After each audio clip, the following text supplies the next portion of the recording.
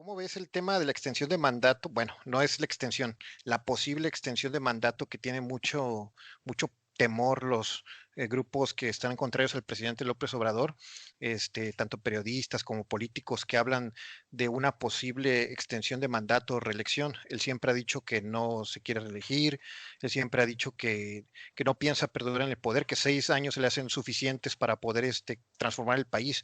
Pero tenemos antecedentes de el gobernador de Baja California que entró por 2 años y quisieron hacer una extensión de mandato, la cual no se la dieron por buena, pero ahorita está el tema muy fuerte de Arturo Saldívar, el ministro de la Suprema Corte, que sí iban a extender su mandato con la votación de los diputados de Morena. Estamos por esperar a ver si se hace oficial o no, pero más que el temor momentáneo, es el temor, o no sabemos si temor o propaganda contraria al presidente de que se quiera reelegir o extender el mandato. ¿Qué opinas de esto?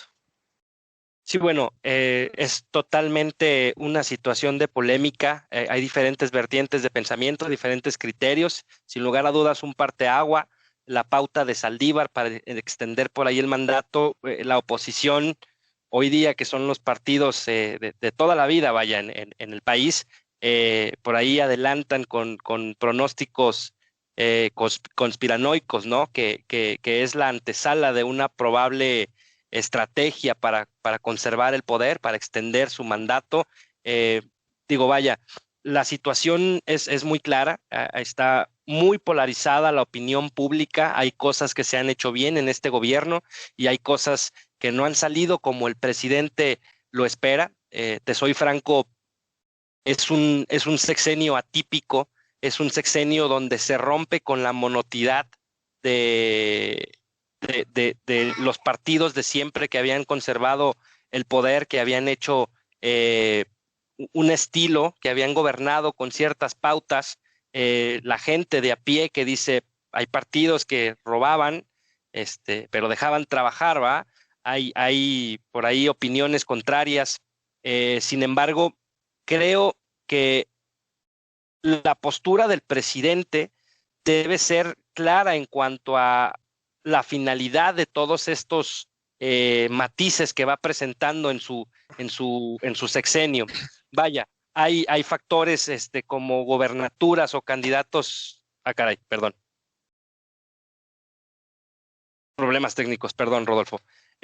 Hay temas como candidaturas muy polémicas que se dice que son caprichos propiamente del presidente.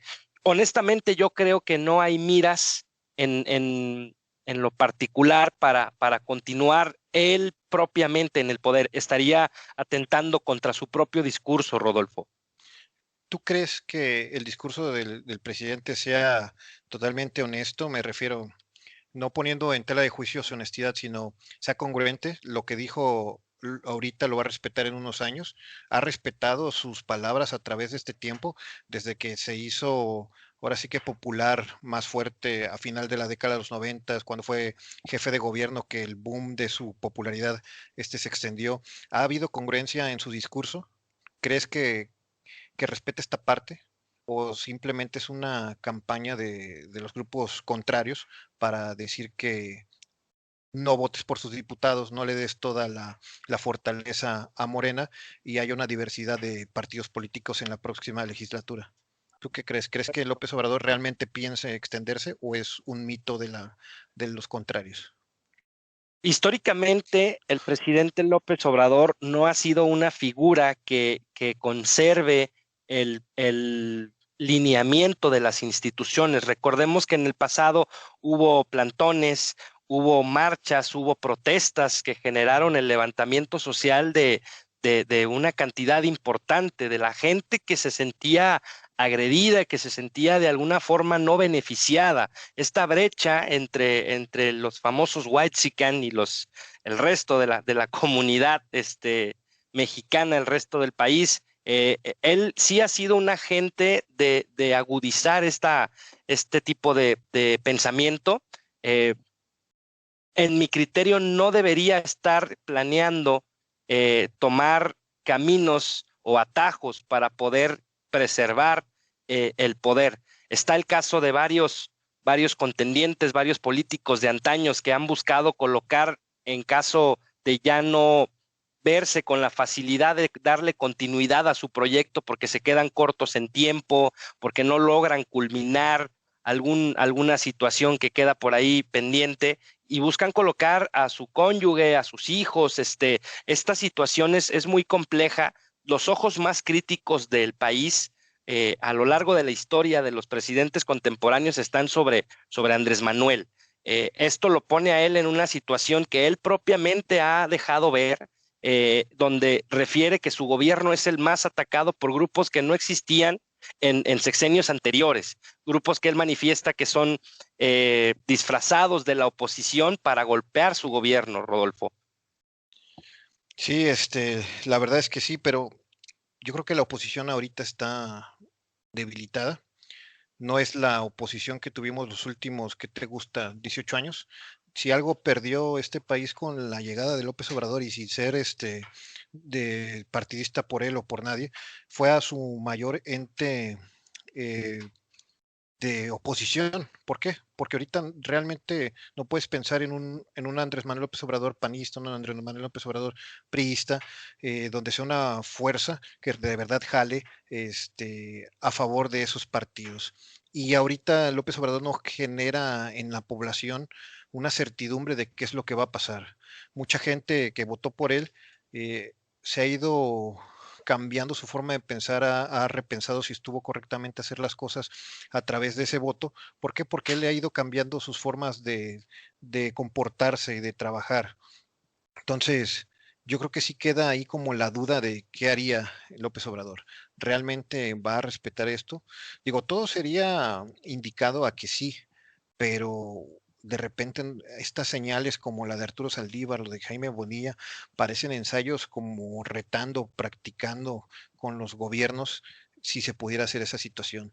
Y desgraciadamente ahí tenemos ahí las pruebas en Venezuela, lo que pasó con Hugo Chávez, populismo total, se perpetuó en el poder, incluso él ya faltó en este mundo y dejó a su alfil, a este Nicolás Maduro. Entonces sí queda ahí la duda, ¿cuál sería mi opinión más objetiva? Yo creo que el poder no puede estar en una sola persona, en un solo partido político. La gente, independientemente si votó por López Obrador y si votó por Morena, debe de darle espacios a todos los grupos partidistas. ¿Para qué? Para que no quede todo en un solo partido, para que no haya, como decían antes, carro completo y lo que diga el presidente sea un sí absoluto, sino que todo sea realmente cuestionado. Yo creo que los ciudadanos tienen la oportunidad de estas elecciones que son este año de no votar al 100% ni por el PRI, ni por el PAN, ni por Morena, para que las decisiones sean divididas en pro de la nación y realmente sean discutidas, porque cuando una fracción tiene al 100%, bueno, o la mayoría relativa del Congreso, pues bueno, ¿qué pasa? Nada más el presidente o la figura principal del partido dice una señal y todos votan a favor o en contra de acuerdo a la señal marcada. Teniendo un poquito más de diversidad ahí, pues sería más probable evitar el poder absoluto en una persona. Y yo creo que hasta los perfiles más completos, con tanto poder, con tanta influencia, llegan a corromperse. Luego entonces no podemos dejarles todo ese poder absoluto. Hay que, mediante los poderes, que en este caso sería el del Congreso, quitarle un poquito de absolutismo. ¿Cuál sería lo que le convendría a México? A diferencia de los que algunos puedan pensar, que Morena no tenga una mayoría absoluta. ¿Para qué? Para que las implementaciones, las decisiones del gobierno sean un poco equilibradas. ¿Sale? Tocante a estos puntos que refieres, Rodolfo, me parece muy interesante la gallardía y la fuerza que pone el presidente para defender el tema de la decisión del pueblo. Finalmente lo ha postulado y lo ha puesto como un estandarte de su propio movimiento. El pueblo siempre tiene la razón, el pueblo es el que manda, no finalmente las imposiciones de los grupos partidarios. Entonces, cae un poco en contra esta pauta, Rodolfo, sobre, ok, el pueblo es finalmente quien decide que tenga mayoría en la Cámara, que tenga mayoría en los poderes de la nación. Y finalmente se puede convertir en un juez y parte, ¿va? En una entidad que tiene una absoluta libertad para poder ejecutar cualquiera de sus intenciones, sea para bien de la nación, para el desarrollo. Han sido muy criticados todos los gobiernos en el pasado y cuanto más la transición de poderes en Estados Unidos, la relación que tenemos con nuestro vecino del norte y lo que deriva de las posturas de nuestro comandante en jefe de las Fuerzas Armadas mexicanas. Es muy interesante seguir analizando cuáles son los matices de los que va conformando su estrategia para consolidar su proyecto de nación.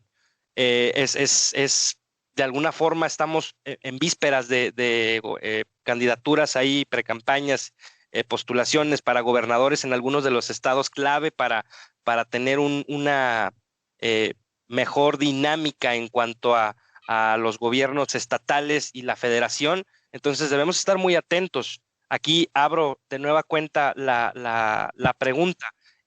¿Estamos preparados para lo que se viene? Ahí viene muchas corrientes de partidos de reciente creación con candidatos que no sé si sea lo que la gente está buscando. ¿Recuerdas el último contienda por la presidencia con los candidatos por el PAN por parte de Ricardo Anaya, de José Antonio Meade y bueno, el ahora presidente Andrés Manuel por Morena? El pensamiento de mucha gente era: no sé si votar por los mismos de siempre, me dan cierta certidumbre, me transmiten cierta capacidad, pero la bandera que representan hacia atrás en el partido está hecho un completo desastre. Ya no hay credibilidad por tanto desorden que se creó en el pasado. Y Oye, estamos hablando, ¿sí? y ahora que López Obrador ya lleva sus 2 años de presidente, ¿sigue siendo la opción de cambio o ya se convirtió en más de lo mismo? Excelente pregunta. Mira, el presidente lleva un proyecto de nación que se ha venido forjando a través de lo que le han estado permitiendo. Por eso es que siempre ha estado empujando el tener mayoría en las cámaras para tener libertad de acción. A mí me parece que va el crecimiento, y podemos llamarlo de esta forma, el entorno de salud, de inseguridad, que es lo que se le ha criticado muchísimo a este presidente en estos primeros 2 años. Él presupuestaba crecimientos en cuanto al tema económico bastante optimistas y al final el tema de pandemia resultó que estaba pateando por ahí su número. Me parece que ha sacado el pie del acelerador, siendo muy concreto en la respuesta a tu pregunta. No creo que se haya convertido en más de lo mismo. Hoy día sigue levantando bastante expectativa con las posturas de los partidos de siempre, ¿va? Con el PRI y con el PAN, que siguen tratando de mitigar un poco el avance del proyecto que está proponiendo López Obrador. Ok, y ya para cerrar esta parte, este tema, la pregunta así llana es, ¿López Obrador tiene en su idea reelegirse? ¿Eso es lo que realmente puede pasar o qué es lo que estará pasando? ¿Si nada más acabará su mandato a los 6 años o él realmente estará pensando cómo trascender más tiempo? Yo creo que no directamente, Rodolfo. Yo creo que lo hemos visto en diferentes facetas, en diferentes sexenios. Siempre van preparando o tendiendo la cama, preparando el terreno para dejar un sucesor. Creo que el poder, el hecho de que se haya derrocado el régimen de tantos años de priismo, posteriormente viene el PAN, se le da la oportunidad con Vicente Fox Quesada y posteriormente con Calderón, regresa el PRI y hoy día están buscando darle continuidad a su proyecto de nación. Sin embargo, no creo que sea propiamente Andrés Manuel quien quiera continuar siendo el portavoz de o el abanderado de este proyecto. Muy bien. Sí, porque digo, ya para concluir desde mi parte, el proyecto por el que votaron los más de 30 millones de mexicanos cuando fue la elección de López Obrador fue por López Obrador y su ideología de Morena. La ideología de Morena habla de no robar, no traicionar, de honestidad, pero realmente todos los candidatos de Morena llevan a cabo eso. López Obrador ha sido una persona o muy apegada a eso o muy cuidadosa para demostrar esa parte, pero todo su partido, quiénes serán sus sucesores, cuál será su idea. Yo creo que todos los mexicanos sí tenemos la opción de controlar esto y cómo es en las elecciones votar por diferentes partidos. Al final no puedes estar con una sola institución porque ya quedó demostrado, ya lo dijiste, cuando quedó Vicente Fox, que era el supuesto cambio. Hubo ciertas transiciones, pero no fue lo que esperaba la gente. Felipe Calderón, el regreso no fue tan exitoso el panismo de 12 años que regresó el PRI con Peña Nieto, con todo lo que ya sabemos. Y y bueno, ahora López Obrador, que fue su estandarte, la esperanza de México, pues bueno, empieza a diluirse esa esperanza. Entonces queda demostrado que el ser humano al final ya teniendo la batuta del poder, pues no hay cuestiones perfectas y creo que dejarle todo el poder a un solo grupo, a una sola persona, puede ser un error. Las instituciones de este país, a través de la historia, han fortalecido esa democracia y hay que ayudar con lo que nosotros podemos, con nuestros argumentos, con nuestros análisis y pues siguiendo a votar en julio.